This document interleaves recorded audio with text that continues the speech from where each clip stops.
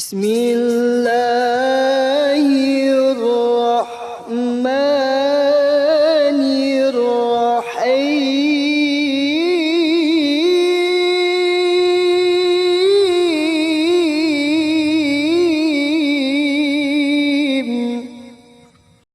Maka meneongkan dengannya, maka apa? Jangan simpulkan sendiri. Jangan simpulkan sendiri bahwa ini salah, ini benar. Maka apa? Fas'alu ahla dzikri in kuntum la ta'lamun. Maka lamun harap bapak-bapak ibu-ibu dari video pengajian misalkan di YouTube, di Facebook, di Instagram, si ndek sesuai dengan Nabi, ndek sesuai dengan ajaran atau ajakan dengan nabiaran dengan toak silae, dendek langsung mengatakan ini salah, ini kena, ini salah, ini kena. Ketuan dulu dengan si tahu. Ketuan dulu dengan si tahu. Ada sadendek salah paham. Nah, Bapak Ibu, nggih, mudah-mudahan kejadian kemarin itu menjadi pelajaran bagi tiang pelunggu sami bahwa ketika kita menyampaikan pengajian, ketika kita menyampaikan sesuatu apapun itu, nggih, kita menjaga omongan kita, kemudian kita bertutur kata yang baik. Nah, di sini Bapak Ibu yang dirahmati Allah Subhanahu wa taala, wa jawazul asyara biqauli. Pada pertemuan sebelumnya Tiang Pelunggu Sami sampun membahas tentang waktu salat, yaitu waktu salat maghrib. Insyaallah pada malam hari ini Tiang Pelunggu Sami akan membahas tentang waktu salat Isya. Dari mana dan kapan dimulai dan sampai kapan waktu Isya tersebut berakhir. Bismillahirrahmanirrahim. Faqala al-musannifu rahimahullahu ta'ala, nafa'alallahu ta'ala bi'ulumihi wa bi'ulumi syayikhina wa masyayikhina fid darain amin. Wal isya'u bikasril 'aini mamdudan ismun li awwalidh dhilal wa li awwalidh dhalam wa sunnatus salatu bidzalika li fi'liha fihi. وأول وقتها إذا غاب الشفق الأحمر، وأما البلد الذي لا يغيب فيه الشفق فوقت العشاء في حق أهله أن يمضي بعد الغروب زمن يغيب فيه شفق أقرب البلاد إليه، ولها وقتان أحدها اختيار وأشار له المصنف بقوله وآخره يمتد في الاختيار إلى ثلث الليل، والثاني جواز وأشار له بقوله وفي الجواز إلى طلوع الفجر الثاني أي الصادق وهو المنتشر ضوءه معترضا بالأفق. Bapak Ibu dirahmati Allah Subhanahu wa taala, salat Isya, ya. Salat Isya adalah salat yang dilakukan setelah kita melaksanakan salat maghrib. Kenapa disebut atau kenapa dinamakan salat Isya? Di sini ulama pengarang kitab ini mengatakan bahwa wasuniyatus salatu bidzalika li fi'liha fihi. Disebut sebagai salat Isya karena kita melaksanakannya pada waktu Isya. Kemudian di dalam pengertiannya selanjutnya bahwa apa sih yang disebut dengan Isya tersebut? Isya tersebut di sini di dalam kitab ini disebutkan ismun li awwalidh dhalam. Isya itu adalah nama permulaan daripada malam. Okay? Karena Nabi Bapak Ibu yang dirahmati Allah Subhanahu wa taala, lamun waktu maghrib niki Bapak Ibu masih dalam keadaan Nabi belum terlalu gelap. Sehingga Nabi lamun maghrib Bapak Ibu yang dirahmati Allah Subhanahu wa taala masih ke bau napian serminang atau telek ruang cahaya matahari. Arak si lamun mulai baru misalkan ketika azan Allahu akbar, itu apa? Sinar atau cahaya matahari itu walaupun dia tenggelam masih ada kelihatan kuning. Masih kelihatan kuning. Nah, sinar tersebut, cahaya tersebut akan tetap Bapak Ibu, akan tetap sampai waktu Isya.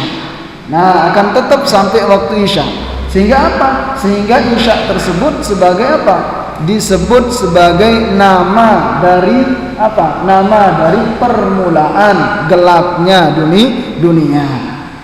Wa awal waktiha, kemudian awal waktu isya, okay? Awal datang waktu isya setelah salat maghrib itu kapan? Idza ghaba syafaqul ahmar.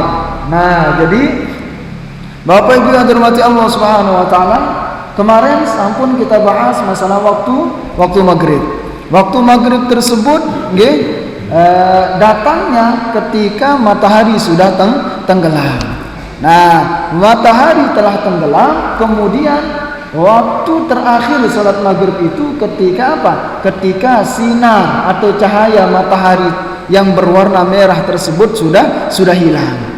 Nah, jadi apa? Ketika sinar merah di barat, di barat niki, sinar matahari yang berwarna merah tersebut sudah hilang semuanya, sudah tidak kelihatan lagi warna merahnya, maka apa? Maka disitulah awal permulaan waktu isya. Dan ketika sinar yang merah tersebut sudah tidak kelihatan Bapak Ibu, maka apa?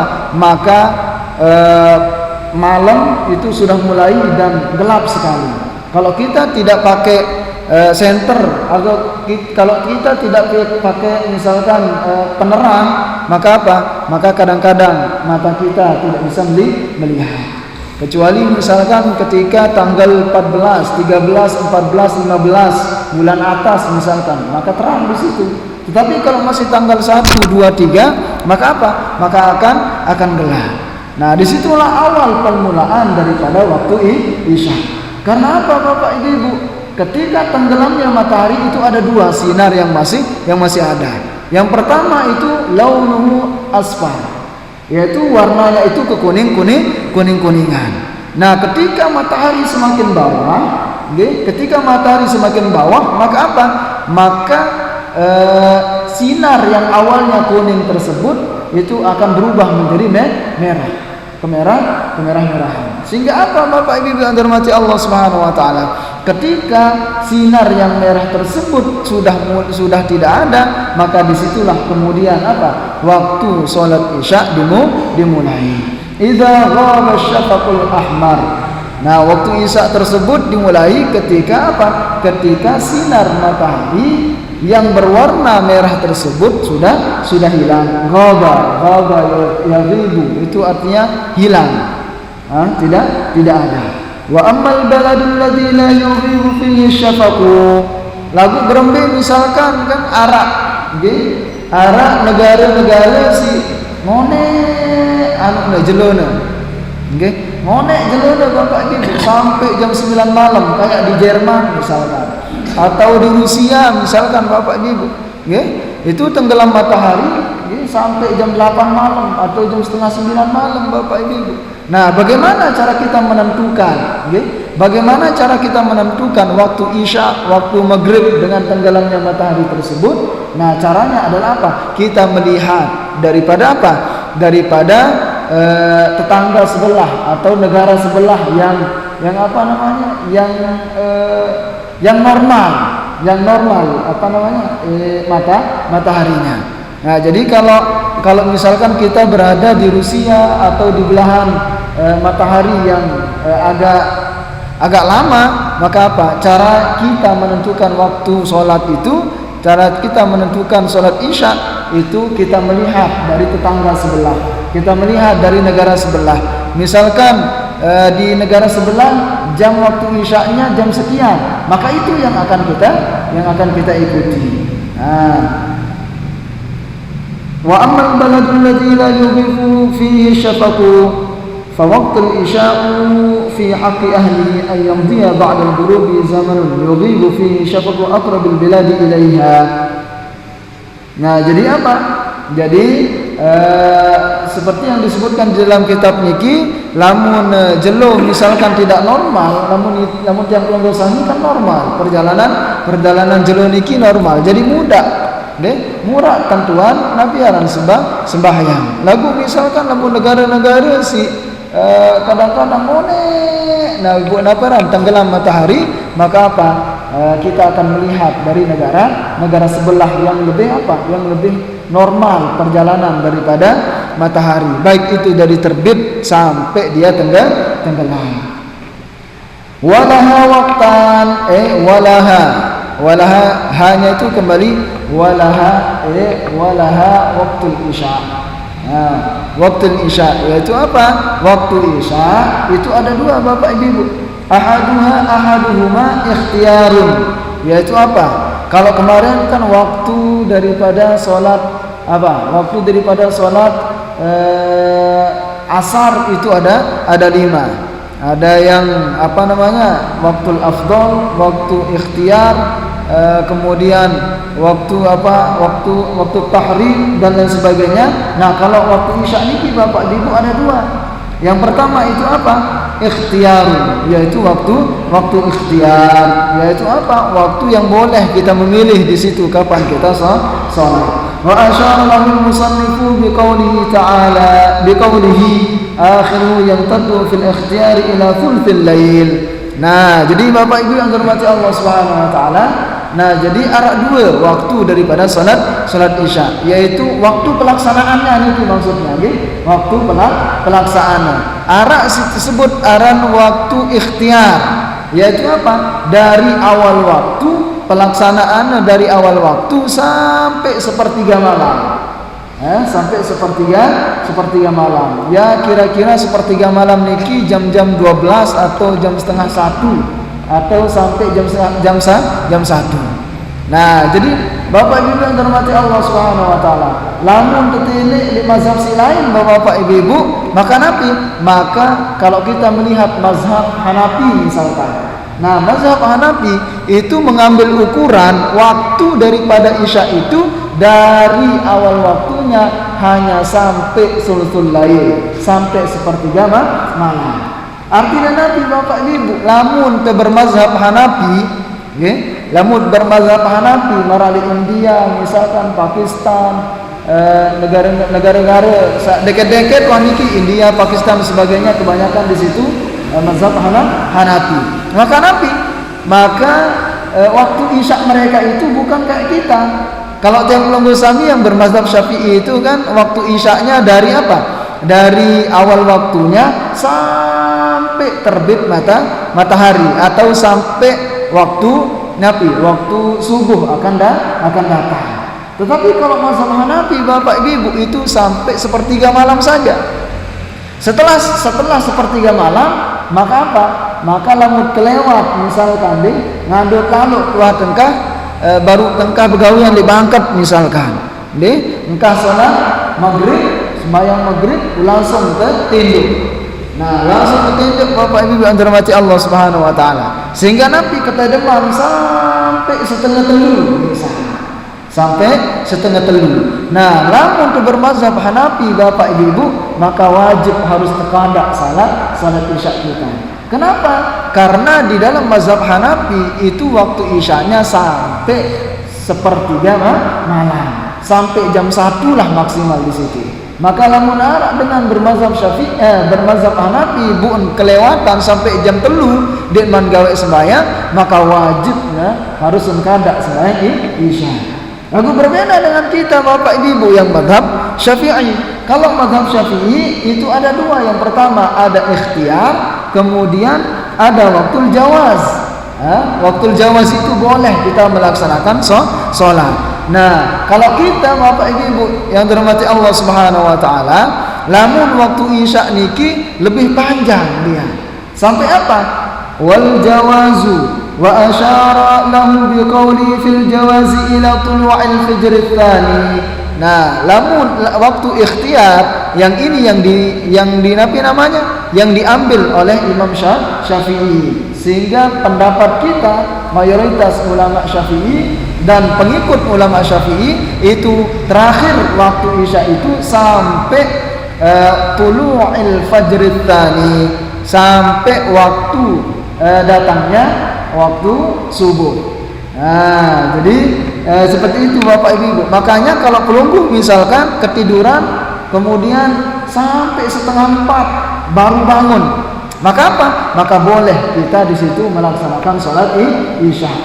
Nah, jadi Nabi Bapak Ibu, kalau kita kelewatan sampai subuh baru kita mengqadha.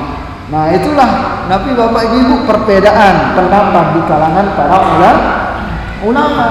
Maka kalau dulu Bapak Ibu perbedaan pendapat itu sesuatu yang wajar. Perbedaan pendapat yang dulu itu Bapak Ibu tidak pernah menimbulkan kerancuan, tidak pernah menimbulkan yang namanya perselisihan.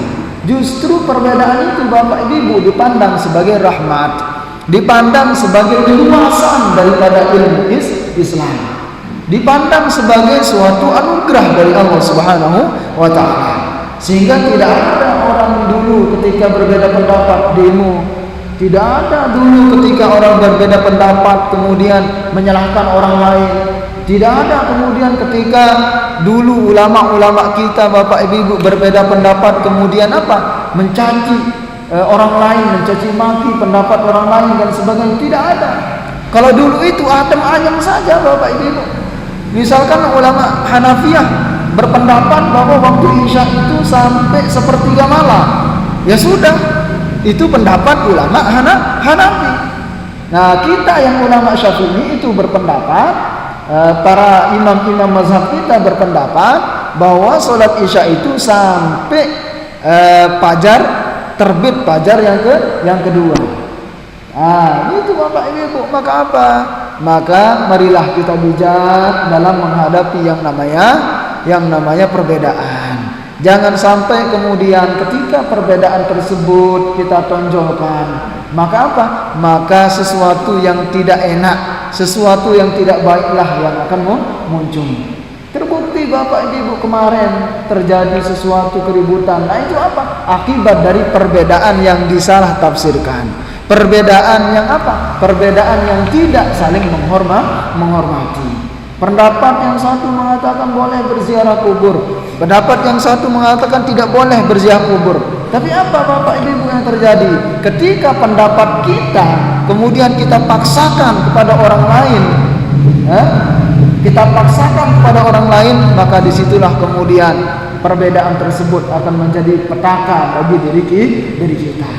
Maka apa Bapak Ibu, silakan di dalam hidup ini, maka apa yang kita tonjolkan, sifat yang paling harus kita tonjolkan itu adalah sifat tasamuh, sifat saling menghormati pendapat masing-masing. Silakan yang berpendapat ziarah kubur, silakan ziarah kubur. Yang enggak membolehkan, ya silakan, ada dalilnya masing-masing. Maka apa? Kita saling hormati. Marilah kita contoh perbedaan yang dulu Bapak Ibu. Ini Bapak Ibu perbedaan mazhab yang sangat luar biasa. Ya, perbedaan sholat Isya saja, waktu sholat Isya itu ada perbedaannya antara Imam Hanafi dengan Imam Syafi'i. Tetapi tidak pernah menjadi Tidak pernah menjadi masalah. Nah, tidak pernah menjadi masalah. Mudah-mudahan ya kita semua adem ayem. Silahkan Bapak Ibu. Makanya kalau penunggu sami belajar dari YouTube, belajar dari video, belajar dari virtual atau lain sebagainya, maka pandai-pandailah memilih dan memilah apa yang kita terima. Kalau ada sesuatu misalkan pelunggu lihat di YouTube, di Facebook, di Instagram atau dimanapun itu yang kadang-kadang pelunggu misalkan atau kita semua merasa itu angkan semene angkat dengan ini lamun ceret laik akan meni doang tajah sini ina amak te si guru-guru te akan meni angkat dengan ini. Maka apa? Jangan simpulkan sendiri. Jangan simpulkan sendiri bahwa ini salah, ini benar. Maka apa? Fas'alu ahla dzikri in kuntum la ta'lamun. Maka lamun harap Bapak Ibu dari video pengajian misalkan di YouTube, di Facebook, di Instagram, ndek sesuai dengan Nabi, ndek sesuai dengan ajaran atau ajakan dengan Nabi dengan toak silae, dendek langsung mengatakan ini salah, ini kena, ini salah, ini kena. Ketuan dulu dengan si tahu. Ketuan dulu dengan si tahu. Ada sadene salah paham. Nah, Bapak Ibu, mudah-mudahan kejadian kemarin itu menjadi pelajaran bagi tiang pelunggu sami bahwa ketika kita menyampaikan pengajian, ketika kita menyampaikan sesuatu apapun itu, kita menjaga omongan kita, kemudian kita bertutur kata yang baik. Nah, di sini Bapak Ibu yang dirahmati Allah Subhanahu wa taala. Wa jawazu asyara bi qawli wa fil jawazi ila tulwa'il fajr tsani. Nah, fajar tsani Bapak Ibu, fajar yang kedua. Nah, kalau pelungguh tahu, kalau pelungguh misalkan penasaran, maka apa? Pelungguh bisa keluar tengah malam antara jam 4 itu. Okay? Antara jam 4. Ada namanya apa? Fajar kadzib, ada namanya fajar shadiq. Apa yang disebut dengan fajar kadzib Bapak Ibu? Okay? Fajar kadzib itu adalah seolah-olah apa? Seolah-olah matahari itu sudah atas Bapak Ibu. Ada sinarnya warna kuning. Okay? Sinarnya warna kuning. Tetapi sesaat kemudian setelah beberapa menit ternyata hilang dia Bapak Ibu. Nah, hilang. Itu disebut sebagai fajar kadzib. Okay? Itu ya ajak Bapak Ibu. Warna ya PHP kalau bahasa Nani ya, pemberi harapan palsu. Nah, kadang-kadang namun jam 4 kira-kira atau jam 4 lebih niki Bapak Ibu but subul, kadang-kadang terang hidapnya. Marak apa? Marak wahan tama waktu subuh. Lagu ternyata barek terang ruan ternyata 5 menit 10 menit malik kan sepi. Malik nabi, malik na gelap. Nah, itu disebut sebagai fajar kadzib. Tetapi ada yang kedua itu fajar shadiq. Fajar shadiq itu adalah ketika matahari benar-benar muncul. Nah, ketika matahari sudah muncul dan di situ fajar shadiq yaitu berwarna kuning Bapak Ibu, kemerah-merahan dulu, kemerah-merahan, kemudian baru kuning. Nah, itu apa? Ketika dia kuning, maka disitulah kemudian waktu isya sudah lewat. Waktu isya sudah berhenti dan kemudian memasuki waktu yang namanya waktu subuh. Nah, wa fil jawazi ila tulu'il fajr tsani ay as-shadiq ay fajrus shadiq. Al-fajrus shadiq yaitu fajar shadiq. Fajar si satu tetu. Artinya apa? Matahari si tetu ya muncul. Amal fajrul kadzib fayutla'u qabla dhalika la mu'taridan bal mustatilan dhahiban fis sama. Nah, jadi seperti yang kita jelaskan tadi bahwa fajar kadzib itu seolah-olah Bapak Ibu matahari itu sudah muncul. Okay? Tetapi apa kemudian zahiban fis sama? Tetapi kemudian dia itu hilang. Hilang dia Bapak Ibu. Dia sementara entah Ibu kadang-kadang nggih lamun biasa tulis jam 4 jam 4 lebih 10 misalkan but tedok misalkan jendela marak ruan wahya ya subuh ruan Bapak Ibu si tenang deh bait wudu dan sebagainya salat malam misalkan salat tahajud Bapak Ibu bari tidur jendela ternyata petang dan malik. Nah, itu disebut sebagai fajar kadzib. Nah, disitulah kemudian Bapak Ibu yang dirahmati Allah Subhanahu wa taala, ketika sudah ada fajar shadiq, matahari si tetu mulai muncul, maka disitulah akhir dari perjalanan waktu isya. Thumma yazulu wa ta'aqqabu dhulmatan wa la yata'allaqu bi hukmun wa dzakara Syekh Abu Hamid anna lil isya'i waktun karahiyatun atau waktu karahatin wa huwa ma bainal fajrain. Nah, tetapi ada apa? Syekh Abu Hamid mengatakan bahwa ternyata waktu isya itu mempunyai waktu karahah, makruh Bapak Ibu, makruh ya. Ada waktu makruhnya, ada waktu karahah. Artinya waktu karahah itu waktu sama seperti waktu tahrim lah kita bilang ya. Waktu tahrim yang pernah kita jelaskan kemarin. Artinya apa? Waktu karahah isya itu ma bainal fajrain, antara waktu fajar kadzib dengan fajar shadiq.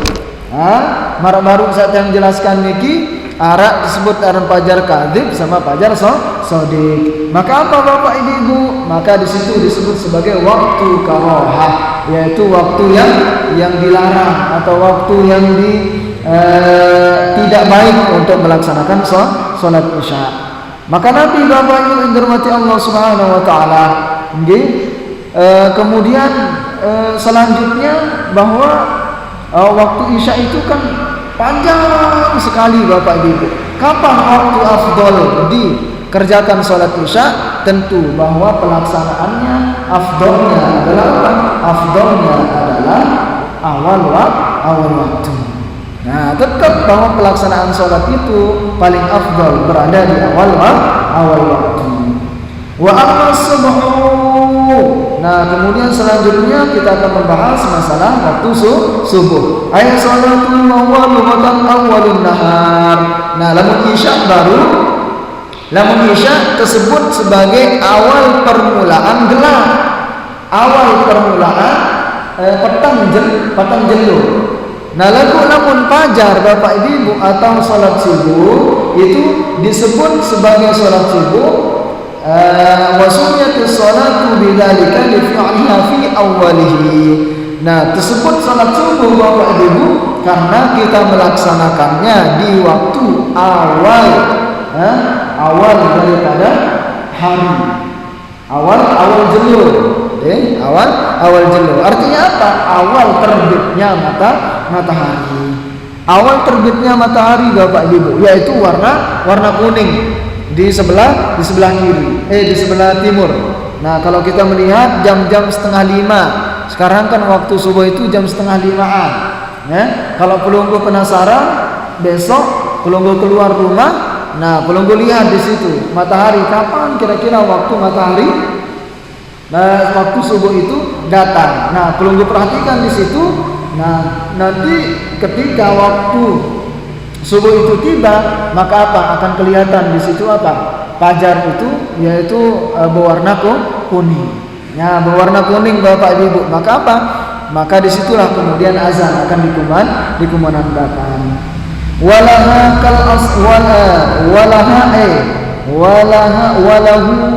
al-waktu, yaitu subuh ini mempunyai waktu kal asri, yaitu seperti salat asar, yaitu khamsu awqatin, yaitu memiliki lima waktu. Seperti salat asar kemarin Bapak Ibu, ahaduha waqtul fadilah wa awwal waqtiha. Si pertama waktu pelaksanaan salat subuh niki yaitu awal waktu, dan awal waktu inilah waktu fadilahnya, yaitu waktu yang paling bagus untuk kita melaksanakan salat. Afdhalus sholati fi awwali waqtiha. Pelaksanaan salat yang paling bagus, yang paling sempurna, yaitu tentu pelaksanaannya di awal waktu. Yang kedua, waktu ikhtiyar, yaitu apa? Waktu ikhtiyar. Wa dzakarahul musannifu fi qawlihi wa awwalu waqtiha tulu'ul fajr ats-tsani wa akhiru fi ikhtiyari ila al-isbar wa wadhu'ah. Nah, jadi apa Bapak Ibu yang dirahmati Allah Subhanahu wa taala? Waktu ikhtiyar ini seperti yang dikatakan oleh pengarang kitab adalah waktunya yaitu dari awal waktu sampai sudah apa? Al-isbar. Al-isbar itu artinya apa? Lamun pertama kali ini kan muncul matahari ini ndek si keras lalu warna kuning. Ndek si keras lalu warna kuning. Lalu semakin atas matahari Bapak Ibu, maka warna kuningnya itu akan semakin kontras, akan semakin terang dia. Nah, semakin kuning, semakin terang warna kuningnya, maka apa? Maka disitulah berhenti yang namanya waktu ikhtiyar. Yang ketiga, waktu jawaz, yaitu waktu boleh, pelaksanaannya boleh dilaksanakan. Wa asyara lahul musannifu biqaulihi wa fil jawazi ay bi karahatin ila tulu'i syamsi, yaitu pelaksanaannya sampai terbit kelihatan matahari, artinya kecebur matahari. Nah, disitulah baru habis waktu yang namanya waktu subuh. Warabi jawaz bila karahah ila tulu'il hamra. Nah, sampai matahari itu merah dia Bapak Ibu. Nah, awalnya kan dia kuning, terus semakin kuning dia. Nah, semakin atas kemudian baru dia berwarna merah. Nah, setelah warna merah baru dia apa? Baru dia muncul yang namanya matahari. Wal khamis waktu tahrim, yaitu disebut sebagai waktu tahrim, wa huwa ta'khiruha ila ayyabqiya min al-waqti ma la yasi'uha. Sama seperti pelaksanaan salat asar Bapak Ibu. Maka Nabi lamun salat subuh dengan sekediri waktu Bapak Ibu aruan tante tatuis.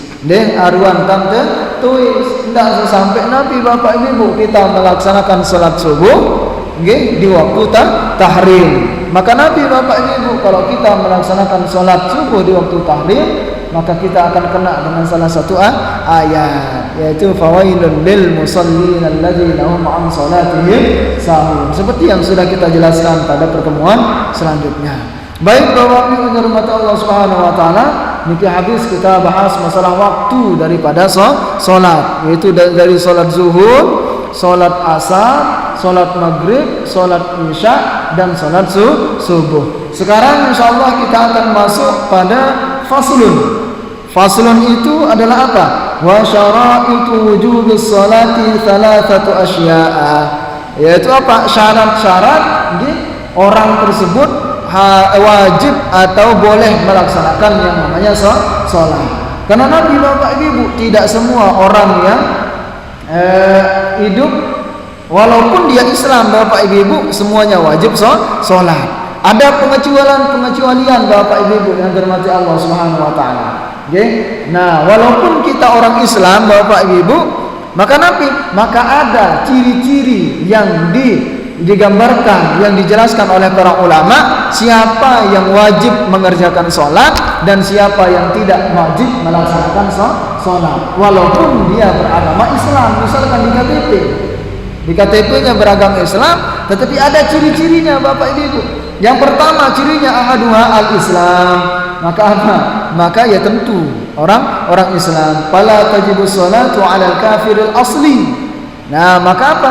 Maka lamun dengan kafir sindin wah baca syahadat Bapak Ibu, maka dia tidak boleh atau tidak wajib melaksanakan yang namanya salat. Wala yajibu 'alaihi qada'uha idza aslama.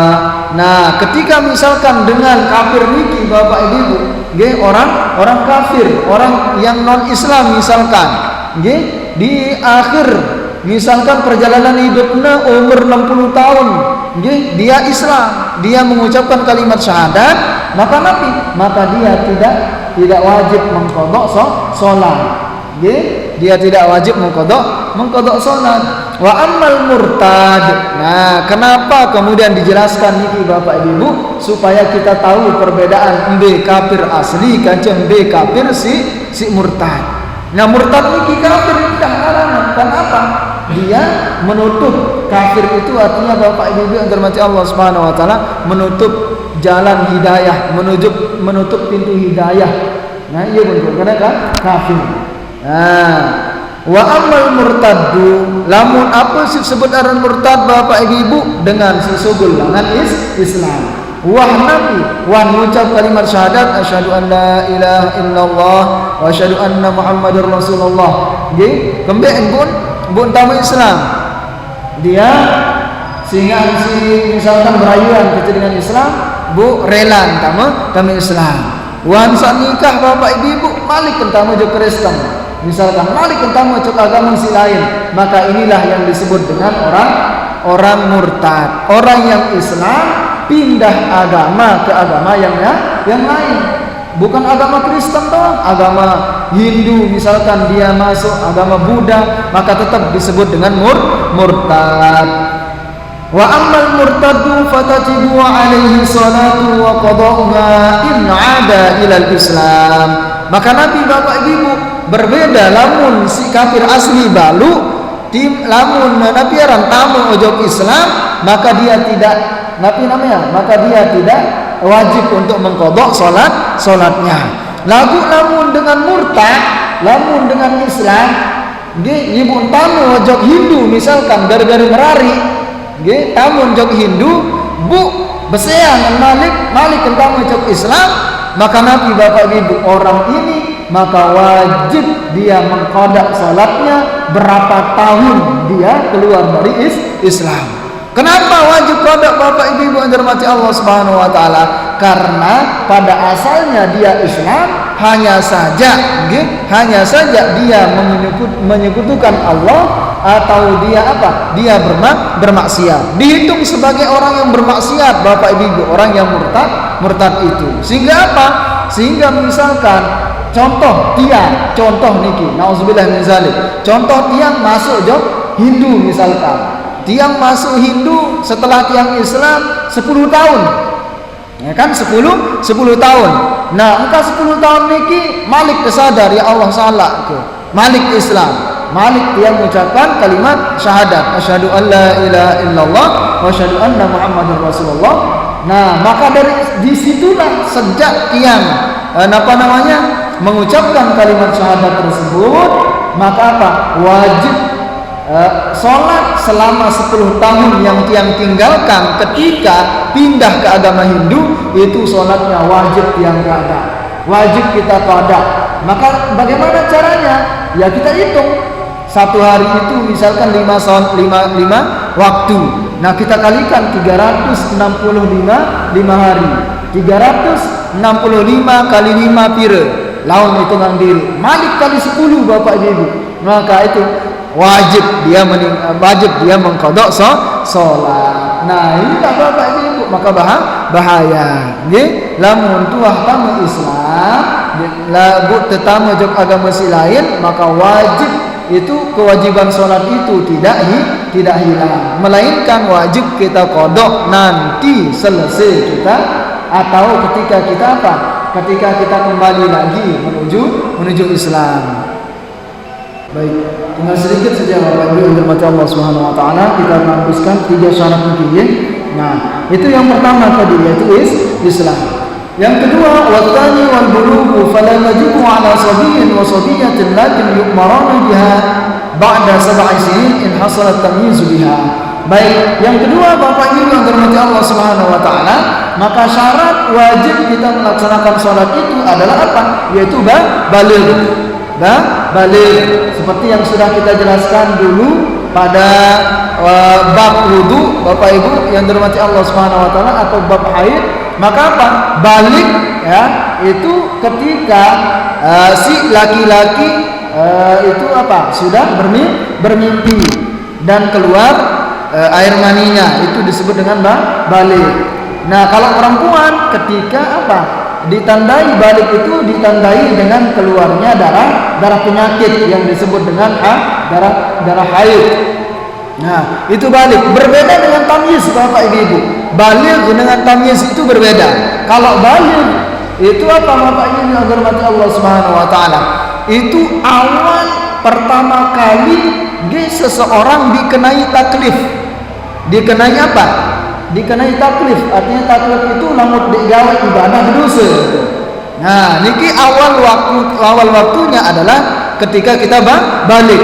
Misalkan laki-laki umur 15 tahun misalkan. Nah, umur 15 tahun dia mimpi keluar air mani. Keluar air mani ketika dia bermimpi, artinya mimpi basah lah kita bilang kan. Nah, dari situlah selesai dia mimpi basah Bapak Ibu, maka kewajiban sholat itu baru wajib baginya. Kewajiban sholat baru wajib. Ketika dia tidak melaksanakan sholat, maka apa? Maka dia mendapatkan dosa. Kalau tamyiz Bapak Ibu, tamyiz itu bahasa jamak-jamak dalam pentes. Nah, pentes Bapak Ibu itu artinya tamyiz. Tamyiz itu Bapak Ibu pentes. Wah tahu perbedaan embe salah, embe si kena. Nggih, embe si salah, embe si kena. Wah tahu perbedaan ini si haram, ini si halal. Ya rentam tamyiz. Nah, ya rentam tamyiz niki wah pentes lah bahasa yang belum usani. Lagu berembe misalkan lamun nani perempuan. Ya, perempuan misalkan sampai umur 17 tahun dimini haid misalkan. Kan ada enggak ibu-ibu? Ada itu. Di pinggir sini yang temuin sampai umurnya sekarang 43 tahun dia enggak pernah haid sama sekali. Ada itu perempuan sampai 43 tahun Bapak Ibu di haid. Maka apa? maka dia nggak bisa punya anak. Itu bibi tiang sendiri, artinya bibi dari ibu mertua itu ada itu. Dia sampai 43 tahun sampai sekarang itu nggak pernah haid. Nggak pernah haid. Nah, bagaimana menentukan dia taklid? Bagaimana menentukan dia balik? Nah, maka apa? Kita lihat dari kebiasaan si perempuan. Nah, misalkan kebiasaan perempuan itu haid itu kan umur 15 tahun, ya kan? Umur 15 tahun. Maka kita kiaskan, maka apa? Kita samakan dengan kebiasaan perempuan, berarti setelah umur 15 tahun walaupun dia tidak haid tetap dia disebut sebagai orang yang balik. Sama dengan laki-laki misalkan sampai umur 27 tahun dia ngimpi misalkan kan? Dia ngimpi tekatuan berbe uang mimpi sih dia ngimpi lagu wah mimpi basah dik tahu ini kan. Nah, dia uang mimpi basah sampai 27 tahun misalkan. Maka apa? Maka baliknya itu dihitung menurut kebiasaan, yaitu 15 tahun. 15 tahun lebih sehari, maka wajib dia melaksanakan sholat. Ketika dia tidak melaksanakan sholat, maka dosanya dia sendiri yang menanggung. Wa yadribani ala tarkiya ba'da kamali 10 sinin. Nah, kemudian Bapak Ibu, tetapi setelah 7 tahun ini anak-anak kita, anak-anak pelunggu sani dalam 7 tahun Bapak Ibu, maka apa? Perintahkan dia untuk sholat.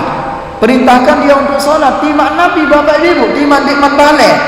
Apa tujuannya? Rasulullah SAW bersabda Bapak Ibu, perintahlah anakmu untuk sholat pada umur 7 tahun dan pukullah dia pada umur 11 tahun. Apa hikmahnya Bapak Ibu? Untuk litarbiyah. Untuk apa? Untuk membiasakan anak-anak kita ini. Lamun mau biasa sholat, lemak lamun mau balik, insya Allah dia ya tinggalan sembahyang. Lagu lamun kudik Bapak Ibu di wahai tajah sembahyang misalkan, mari balik 15 tahun. Maka Nabi Bapak Ibu lamun dia kebiasaan, maka tentu bahwa dia akan bolong-bolong sholatnya. Lamun umur 7 tahun misalkan kita pentira ojek masjid melaksanakan sholat berjamaah, maka kebiasaan itu Bapak Ibu berat dia tinggalkan. Sehingga ketika umur 15 tahun dalam kutip dia sudah balik, maka apa? Maka sholat insyaallah dia pasti akan jaga. Dan sehingga apa? Tugas pelunggu sani sebagai orang tua itu terbebas. Dengan apa? Dengan dia yang melaksanakan sholat. Lamun awalnya Bapak Ibu sendeman balik, lamun kanak-kanak niki umur 10 tahun dekman sembahyang, maka dosanya itu kembali kepada orang tua. Lamun balik Bapak Ibu, lamun dia galak sholat, saya mau dua-dua mau. Pertama anak yang memang ia taklid, ia wajib sembahyang. Si kedua dengan tawa. Kembali sehingga dia peringat dia najangan Bapak Ibu. No, jadi dua Bapak Ibu. Jadi hati-hati. Yang terakhir Bapak Ibu yang dirahmati Allah Subhanahu wa taala. Watsalitsu al-aqlu fala tajibu ala majnunin wa qawli wa huwa hadd at-taklif saqitun fi ba'd nuskhil matan. Jadi Nabi Bapak Ibu syarat pelunggu sani wajib gawe salat si ketelu setelah Islam, setelah balik si ketelu adalah berakal. Artinya Nabi sehat akal, tidak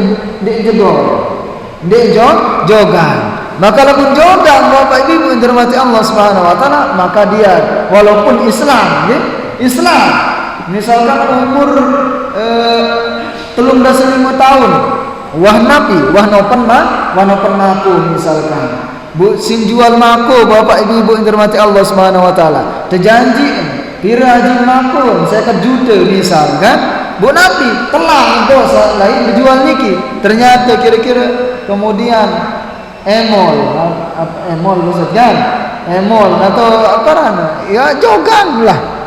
Kira-kira tanah aneh bapak saya kamu meninggal jogang. Maka Nabi dari situlah ketika dia jogang itu Bapak Ibu maka tidak diwajibkan lagi untuk dia sholat. Berbeda pun dengan si jogang langan lahir Bapak Ibu. Misalkan marak auzubillah min zalik, marak kanak si apa bahasa ke si kurang normal autis. Marak kanak autis niki sa kurang otak nggih. Nauzubillah mungkin mudah-mudahan ndeknya. Autis si ndekna parana ndekna normal niki. Maka napi? Nah, orang autis niki Bapak Ibu, maka dia tidak wajib sholat. Kenapa? Karena dia itu akalnya tidak sempurna. Yang wajib sholat itu Bapak Ibu adalah orang yang sempurna akalnya. Sempurna akalnya. Namun dengan autis Bapak Ibu kadang-kadang kadang-kadang napi si berbahaya si demak. Nah niki autis. Semenawa dah misalkan namun dengan jogang. Misalkan umur 27 tahun jogang. Maka ketika dia jogang itu, maka kewajiban untuk sholat itu sudah berhenti. Lagu berhenti misalkan namun sehat umur 40 tahun misalkan. Di umur 40 tahun dia sehat. Maka apa? Kewajiban untuk sholat itu kembali lagi. Kenapa? Karena akalnya itu sudah sempurna kembali. Nah, jadi nikilah syarat-syarat wajib kenapa tiang pelenggu sami harus sholat. Si pertama itu Islam, si kedua itu dia harus balik, awal taklif, kemudian yang ketiga itu adalah dia apa? Dia sehat akalnya. Maka Nabi Bapak Ibu girangan olahraga, girangan napiaran nampak kelema ada senapi ada setenang hidup hati gitu ya. Kenapa? Al-aqlu salim fil jismis salim. Karena akal yang sehat itu terdapat pada jiwa raga yang sehat. Namun sakit-sakit kadang-kadang stres Bapak Ibu, kelebihan stres, depresi akhirnya jogang. Nah, maka apa? Maka lampak pagi-pagi hirup udara segar, lihat luar dunia dan sebagainya, sekali-kali kedeklah nembe cekumbe terserah. Nah, di siapa? Akal kita tetap terjaga. Baik.